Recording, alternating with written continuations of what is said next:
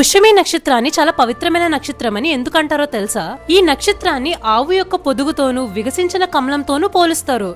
ఈ నక్షత్రానికి అమ్మలా చూసుకునే గుణముంది. అందుకే ఆవు యొక్క పొదుగుతో పోల్చారు. ఎందుకంటే మన ఆరోగ్యం కోసం ఆవు ఎప్పుడూ పాలిస్తూనే ఉంటుంది కదా. ఈ నక్షత్రానికి దేవుడు బృహస్పతి అంటే జూపిటర్. శ్రీకృష్ణుడు భగవద్గీతలో బృహస్పతి గురించి ఇలా అన్నారు, పురోదాసాంచ ముఖ్యం మాం విధిపాద బృహస్పతి. దీనికి అర్థం, ఓ అర్జున, నాకు తెలిసిన పురోహితులలో బృహస్పతిని మించిన పురోహితుడు లేడు. ఇతను గురువులకే గురువు. మీరు అబ్జర్వ్ చేస్తే స్పేస్ లో జూపిటర్ కన్నా పెద్ద ప్లానెట్ మన నవగ్రహాల్లో ఏదీ లేదు. పుష్య అనే పదం సాంస్క్రిట్ వర్డ్ అయిన తిస్య అనే పదం నుంచి వచ్చింది. తిస్య అనే పదానికి అర్థం ఏంటనుకుంటున్నారు? పవిత్రత. ఈ నక్షత్రంలో పుట్టిన వాళ్ళకి చాలా హెల్పింగ్ నేచర్ ఉంటుంది. వాళ్ళలో అమ్మతత్వం అనేది ఉంటుంది. వీళ్ళకి ఆర్ట్స్ అంటే చాలా ఇష్టం. అంటే మ్యూజిక్ గానీ, డాన్స్ గానీ, సింగింగ్ గానీ. వేరే వాళ్ళకి ప్రాబ్లం వస్తే ఆ భారాన్ని వాళ్ళ మీద వేసుకొని హెల్ప్ చేయడానికి ట్రై చేస్తారు. కానీ పుష్యమి నక్షత్రంలో నెగిటివ్ ఏంటంటే, ఒకసారి బృహస్పతి వైఫ్ అయిన తార చంద్రుడితో సంభోగించి బుధుడిని కన్నది. అప్పుడు బృహస్పతి మెర్క్యూరీని శపిస్తాడు,